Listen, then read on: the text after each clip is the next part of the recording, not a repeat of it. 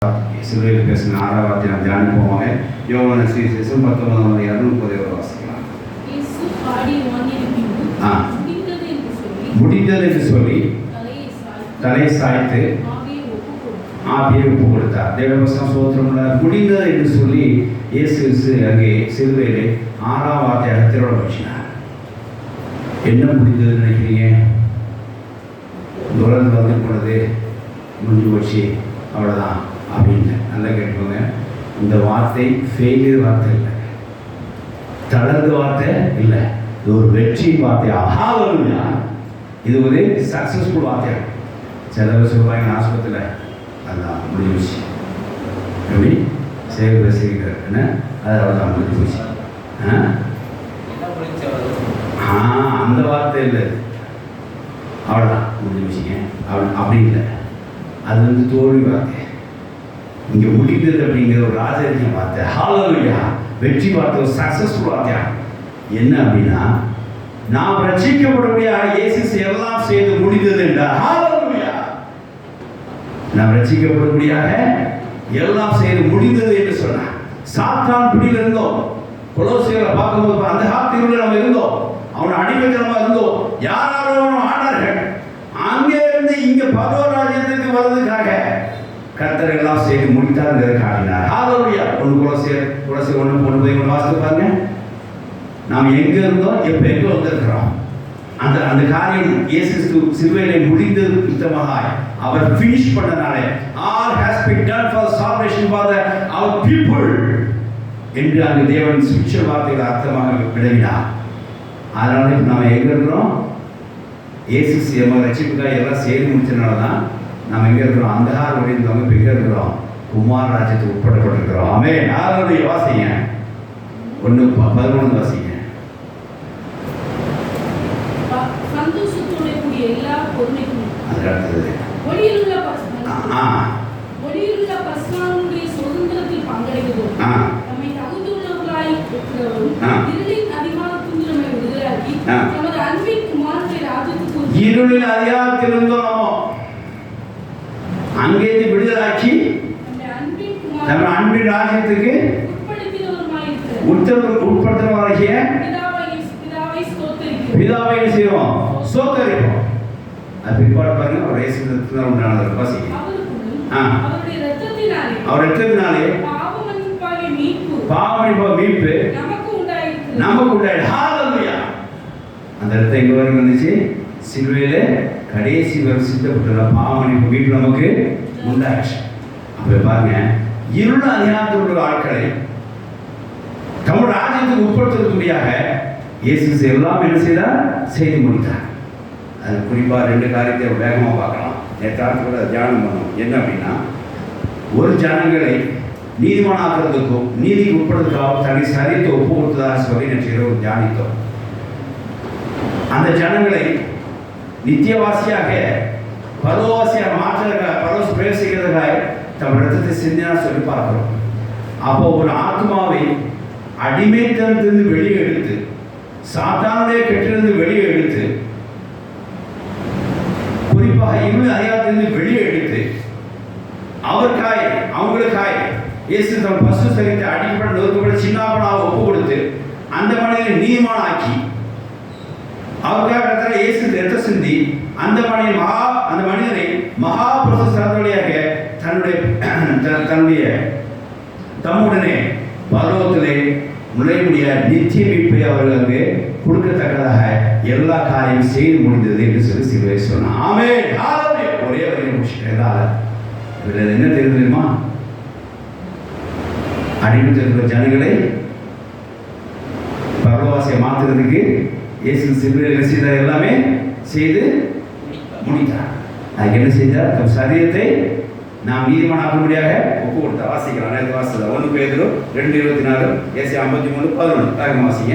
இன்னொருத்தர் எபேசியர் 3:11 எடுத்து வச்சுக்கோங்க. வாசிங்க. 1 பேதுரு 2:24. பாவங்களுக்கு செத்து நீதிக்கு பிழைத்திருக்கும்படி அவர்தாமே நம்ம சரீரத்திலே நம்முடைய பாவங்களை சிலுவையில் சுமந்தார். சரீரத்தில் நாம் குணமாகும்படியாக ரட்சிக்கப்படும்படியாக, நாம் மீட்கப்படும்படியாக கர்த்தராகிய இயேசு சரீரத்தை நமக்காக ஒப்பு கொடுத்து முடிந்தது என்று சொன்னார். இது ஒரு பகுதியா, சரீரத்தை ஒப்பு கொடுத்தது ஒரு பகுதி. இது எதுக்காக இது சரீரத்தை ஒப்பு கொடுத்தது எதுக்காக? நீதிக்கு பிழைத்திருக்க முடியாது. அந்த வசனத்திற்கு வாசிங்களா? என்ன வாசிங்க? நீதிக்கு பிழைத்திருக்கும்படி அவர் தாமே நம்முடைய சரீரத்திலே நம்முடைய பாவங்களை சிலுவையிலே சுமந்தார்.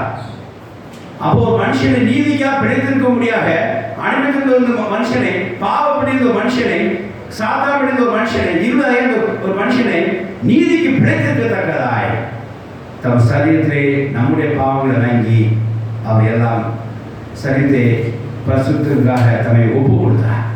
அது ஒப்பு கொடுத்தது முடிந்தது, குணமாக முடியாது, அந்த காரியம் சரீரத்தை ஒப்பு கொடுத்து முடிந்தது என்று சொல்லி கர்த்தராகிய இயேசு சொன்னார்.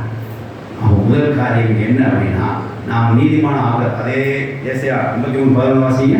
நீதிமான ஆக்க முடியாத அவர் தன்னை சரீரத்தை பாடுகள் அர்த்தத்தை வாங்கி கொண்டார். வாசிக்கலாம். அந்த அர்த்தத்தை ஆத்மாவை பெற்றுக்கொண்டார், திருப்தி ஆவார்.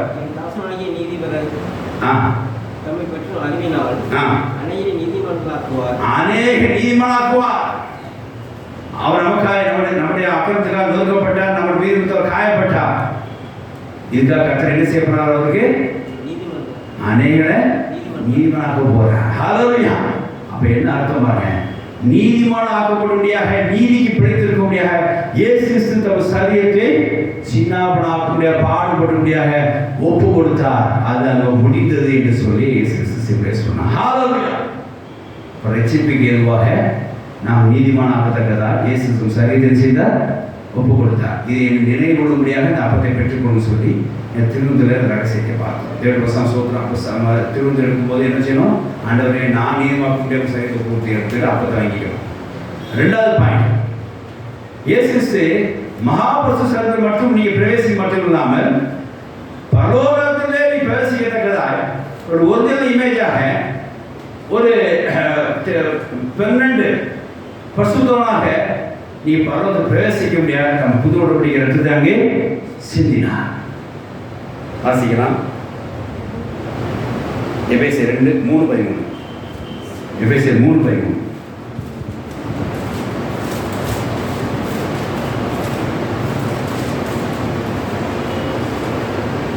ஆகையால் உங்கள் நிமித்தம் நான் அனுபவிக்கிற உபத்திரவங்களினால் 3:13 முன்பு தூரமான நீங்கள் இப்போ கிறிஸ்து இயேசுக்குள் கிறிஸ்துவின் இரத்தத்தினாலே சமீபமானார்கள். ஹல்லேலூயா. அப்ப இரத்தம் சிந்தாங்க முடிந்தது. அப்ப தேவனுடைய சமீபமா இருக்கிறதாய் பரலோகவாசியாய் பரலோகத்தை என்ட்ரி கொடுக்க முடியாத இயேசு இரத்தம் சிந்தி முடிந்தது என்று சொன்னார். ஹல்லேலூயா.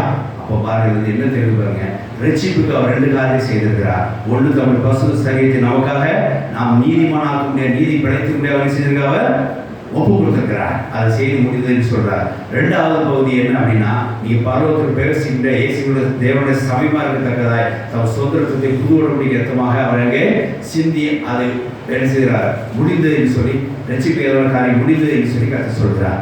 ஆகையினாலே நாம் அவரோட அப்பத்தை புசிக்கும் போதுதான் இயேசு நான் நீதிமானாக்க முடியாத இந்த சரீரத்தை எனக்கு ஒப்பு கொடுத்தான்னு சொல்லி நினைவு கொள்ளும்படியாக செய்து அப்பத்தை புசிக்க வேண்டும். நாம் அவருடைய அவர் ரத்தத்தை புசிக்கும் போதுதான் இயேசு நாம் பரலோகத்தில் என்ட்ரி, மகாபரிசுத்தத்துக்கு மாத்திரமல்ல பரலோகத்தில் என்ட்ரி ஆக முடியாத நம்முடைய பசுத்தமான ரத்தத்தை புது உடன்படிக்கை ரத்தமாக எனக்கு கொடுத்துருக்கிறான்னு சொல்லி திராட்சை நம்ம அதை செய்யணும். அவருடைய பாத்திரத்தில் நம்ம என்ன செய்யணும்? பங்கு கொள்ள வேண்டும். அப்போ பாருங்க, bodily he gave full body to us. சரீரமாக எல்லாம் நம்ம கொடுத்துட்டார், ரத்தமும் நம்ம கொடுத்துட்டார். இது அவர் எதுக்காக இந்த இதுக்கு அப்பவும் சரீரம் அப்பவும் ரத்தம் எது கொடுத்தார்? அப்பவும் வைன் எது பிரெட் அண்ட் வைன் எது கொடுக்குறார்? அவர் தன் பாடுபடுறதுக்கு அடையாளம் சரீரத்துக்கு ஒப்பாக இந்த அப்பத்தையும் புது உடன்படிக்கை ரத்தத்துக்கு அடையாளமாக இருக்கிற அவர் சிந்தின ரத்தத்துக்கு அடையாளமாக இருக்கிற அந்த திராட்சையும் கொடுக்குறார். இதை நினைவு கொள்ளும்படியாக இதை செய்ய சொல்லி திரும்ப ஸ்தாபித்தார். அப்ப இது எதுக்காக? இதெல்லாம் ரட்சிக்கப்பட முடியாது. ஹல்லேலூயா. அடிமைத்தனத்தில் உங்களை மீட்டு தேவராஜ்யத்துக்குள்ள மறுபடியாக அப்படி செய்கிறார். அப்போ அடிபடுறது ஒரு மனுஷனை நீதிமானாக்கணும், நீதி ஆக்கணும்னா அதுக்கு அவர் பாடி அவர் சரீரத்தில் ஒப்புவிக்கப்பட்டு முடிந்தது. அடிபட்டு ஒரு மனுஷன் பரவராஜ்யம் உட்பட்டமாய் பரவத்துக்கு பிரவேசிக்கிற மாற்றணும்னா அதுக்கு புதுமுறை ரத்தமாகி அவர் ரத்தமாக சிந்தி முடிந்தது. இதை எப்போ நினைவு கொள்ளும்படியாக தான் அந்த சாக்கரம் திருவுந்தை சரிமான அப்பத்தை நம்ம புசிக்கிறோம். அவர் ரத்தமாய் அடையாளமாக இருக்கிற அந்த தாசத்தை புசிக்கிறோம். இதை கத்திர வரும் வரைக்கும் நினைவு செய்து வித்தமாக நான் பரவவாசிகரமாக இருக்க நம்ம தயாராகிறோம். இது திருவுதுக்கான பகுதி. இப்போ இந்த வசனத்துக்குள்ள பகுதி என்ன அப்படின்னா, நாம் அடிமைத்திலிருந்து விடுதலை ஆகும்படியாக நீதிக்கு கிடைக்கிறதுக்காக நீதிமானம் ஆகும்படியாக அவர் சரீரத்தை நமக்காக ஒப்பு கொடுத்து முடிந்தது என்கிற காரியத்தை கர்த்தரை விளவினார். நாம் அடிமைத்திலிருந்து விடுதலை ஆக முடியாக, பாவக்கட்டது விடுதலை ஆக முடியாக, சாத்தானுக்கு விடுதலை ஆக முடியாக, இருளருக்கு விடுதலை ஆக முடியாக விடுதலாகி பரலோகவாசியாக மாறுபடியாக கர்த்தராகிய புது உடன்படிக்கை ரத்தமாகிய தன் சுதந்திரத்தை சிந்தி முடித்தார் என்று சொல்லி பார்க்கிறோம். இந்த ரெண்டு இதுக்காக ஒரு அடிமைத்தனத்தை ஒரு மனுஷன் மீட்டு பரலோகத்தில் சேர்க்கும்படியாக ரட்சிப்பு என்னும் காரியம் திட்டமாக முடிந்தது, செய்து முடிந்தது என்பதை கர்த்தர் விளக்கினார். ஆகையால் நீ ரட்சிப்பதற்காக கர்த்தர் உங்களுக்கு சொந்த சரீரத்தை கொடுத்திருக்கிறார். நீ ரட்சிக்கப்படும்படியாக கர்த்தர் நம்ம சொந்தத்தை சிந்தினார், இதை செய்து முடித்தார். ரட்சிப்புக்காக எல்லா திட்டத்தையும் செய்து முடித்தார். இப்போ ஒரே விஷயம் என்னன்னா, விசுவாசத்தில் நாம் ரட்சித்து ரட்சிடணும், போய் அடைந்து கொள்ள வேண்டும், அதை போய் பற்றி கொள்ள வேண்டும். அதுதான் முக்கியம். விசுவாசத்தில் இப்போ நாம் என்ன செய்ய வேண்டும்? அந்த அப்பத்தை புசிக்க வேண்டும். எனக்காக சரி ஒப்புக்கப்பட்டது நான் நீதிக்காக படைத்திருக்க முடியாது. விசுவாசத்திலே எனக்காக கர்த்தராகிய இயேசு புது உடன்படிக்கையாக தன் ரத்தத்தை சிந்தினார். நான் பரலோகவாசியாக மாற பரவத்தை நுழையிருக்கிறார். விசுவாசத்தில் அதை பானம் பண்ண வேண்டும். ஆகையினாலே கர்த்தர் ரட்சிப்புக்காக தமது திட்டத்தை எல்லாம் நிறைவேற்றி முடித்தார் என்று சொல்லி சிறுவையை சொல்கிறார். அது என்ன திட்டம்? நாம் நீதிக்காக பிடித்திருக்க முடியாத சரித்து ஒப்புவிடுகிற திட்டம். நாம் பரலோகவாசியாக பரவத்தில் நுழைய முடியாக, மகாபுருஷர் மாத்திரமல்ல பரலோகத்தில் நுழைய முடியாக புது உடன்படிக்கையாக அவர் ரத்தம் சிந்தின ஒரு திட்டம். இந்த திட்டத்தை அவர் என்ன செய்திருக்கிறார்? பெட்டிங் வச்சிருக்காரா? செய்து முடிச்சிடறார். அப்போ சால்வேஷன் திட்டம் முடிந்தது, ரட்சிப்பு திட்டம் முடிந்தது. ஒரே விஷயம் என்னன்னா, நாம் ரட்சிப்பு என்ன செய்யணும்? போய் என்ன செய்யணும்? போய் ரிசீவ் பண்ணி போய் அடைஞ்சிக்கணும். விசுவாசத்தில் அதை போய் அடைஞ்சிக்கணும். அப்படிதானே? ஒரு பஸ் அங்கே இருக்குது, அந்த பஸ்ஸு கொண்டு போய் ஒரு சென்னைக்கு புது ரயில் போட்டுருக்காங்கன்னு வச்சுக்கோங்களேன். சென்னைக்கு ஒரு புது ரயில் போட்டிருக்காங்க. உதாரணத்துக்கு அந்தமான்னு வச்சுக்கோங்க. அந்தமானது வரைக்கும் ரயிலே விடலை. அப்போ ஒரு நாள் ரயில்வே என்ன செய்ய ஒரு திட்டம் அறிவிக்கிறது. இது முதலாய் ரயில்வே இந்தியன் ரயில்வே வந்து அந்தமான் போகிறதுக்கு ட்ரெயின் திட்டம் நிறைவேறப்பட்டது அப்படின்னு சொல்லுவாங்க. அதில் ஒரு அனௌன்ஸ் பண்ணுவாங்க, நாளைக்கு இதை சையை காட்டி இந்த மந்திரி என்ன செய்கிறார்? அந்த ட்ரெயினை அனுப்புகிறார். அப்போ சொல்கிற வார்த்தை என்னவா இருக்கும்? அந்தமானுக்கு போய் சேரக்கூடிய ரயில் திட்டம் இன்றோட முடிவுந்தது. நாளை முதல் இது என்ன செய்ய தொடங்கப்படும். இதில் என்ன செய்யலாம்? நாளைக்கு அமைச்சர் கையை சேர்த்து இதை ஆரம்பிச்சு வைப்பார் அப்படின்னு சொல்லுவாங்க. உடனே என்ன பண்ணிடணும்? நம்ம வீட்டுக்கு வந்து ரைட் கூட்டு போவாங்க. திட்டம் மாதிரி அறிவிச்சிட்ட திட்டம் முடிஞ்சு சொல்லிட்டாரு. எங்கள் கால வயலில் காலங்க நம்ம என்ன செய்யணும்? அதுக்கு நாம தான் ரயிலுக்குள்ளே போயிருச்சுன்னா ஏறணும். அந்த திட்டம் முடிந்தவே நாம தான் அனுமதித்துக் கொள்ள வேண்டும், நாம தான் பெற்றுக்கொள்ள வேண்டும், நாம தான் அதை சோதனை கொள்ள வேண்டும். அதோடைய பசுத்தோட சோதனை பெற்றுக்கொள்ளத்தக்கதாய் இந்த கொலோசியர் 1 முதல் வசனம் போய் வாசிங்க. அடிமைத்ததுக்கு முன்னாடி வசனம் இருக்கு பாருங்க. பசுத்தோட சோதனை பெற்றுக்கொள்ளத்தக்கதாய் நமக்காக ரட்சிப்பு பெற்றுக்கொள்ளத்தக்கதாய் அவர் நமக்காய் தமது பசுத்தத்தை ஒப்பு கொடுத்ததை, அவர் நமக்காய் புது உடன்படிக்கை ரத்தத்தை நமக்காய் தமது சுதந்திரத்தை பசுத்தோட சிந்தனை நிமித்தமாய் நாம் அந்த பசுவ திட்டத்தை பெற்றுக்கொள்கிறோம் என்கிற காரியத்தை அவர் கர்த்தர் நியமித்திருக்கிற நமக்கு தேவன் காட்டுகிறார். அந்த திட்டம் முடிந்தது என்று சொல்லி காட்டுகிறார். வாசிக்கலாம். பசுத்தோட சுதந்திரம் இதான் போய் நீங்க பெற்றுக்கொள்ளணும். பங்கடைவதற்கு நம்மளை ஃபிட்டிங் ஆக்குனதுக்கும் இருந்த அதிகாரத்திலிருந்து நம்ம விடுதலாக்கி. அப்போ பாருங்க, ஒரு நல்ல நிலைமையில் நம்ம கொண்டு வைக்கிறதுக்கு அந்த பங்கை பெற்றுக்கொள்வதற்காக இருள இருந்த நம்மளை தன்னுடைய சரீரத்தை கொடுத்து நீதிமானாக்கி தன்னுடைய ரத்தத்தை கொடுத்து பரலவாசி ஆக்கி தேவனுடைய குறிப்பாக உட்படுத்திருக்கிறார். ஹalleluya. இந்த காரியம் ரட்சிப்பு திட்டம் முடியுது. அதாவது நீங்கள் 11 அது 3 வருஷம் இருக்கு. நம்ம கட்ட சொல்லுங்க. கொலோசியர் 1 12, 13, 14 3-4 வருஷங்கள். ரத்தம் 15 ரத்தத்தினாலே 11, 12, 13, 16 கரெக்டா? 12, 13 கொலோசியர் 1 12, 13, 16 இந்த 4 வருஷம் பார்த்தீங்கன்னா இந்த ரட்சிப்பு திட்டம் என்னன்னு உங்களுக்கு தெரியும். எங்கேருந்து எங்கே ரட்சிப்பாகி போகிறாங்க அப்படின்னு தெரியும். எப்படி போனாங்க அப்படின்னு தெரியும். அந்த திட்டம் தான் இன்னைக்கு முடிந்ததுன்னு சொல்ற இயேசு சொல்றார். ஆகையினாலே கர்த்தர் ரட்சிப்பு திட்டத்தை நம்ம கொடுத்துருக்கிறார். செய்தி முடிஞ்சாச்சு. ஏன்னா அவர் அதுக்காக நம்ம சரித்து ஒப்பு கொடுத்துருக்கிறார். தம் ரத்தத்தை நமக்கு சிந்திக்கிறார். பசுத்த நமக்கு சிந்திக்கிறார். அதனால் பரவசி மாத்திருக்கோம். பசுத்த பகுதியுடைய சோதனை பெற்றுக்கொள்ள முடியாது. விசேஷமாக நீதிமாக முடியாது. கர்த்தர் ரட்சிப்பு திட்டத்தை நமக்கு தந்திருக்கிறார். அதுக்காக தன் பரிசு சரீரத்தை ஒப்பு கொடுத்து தம் ரத்தத்தை சிந்தியும் இருந்து அந்த காரியத்தை நிறைவேற்றுகிறார். நிறைவேற்ற ரட்சிப்பு திட்டத்தை நாம் பங்கடைவோமாக, ரட்சிப்பை வளர்ந்து வருவோமாக. கர்த்தர் வார்த்தைகளை ஆசைப்படுறார். ஆமென். ஹalleluya. சோதர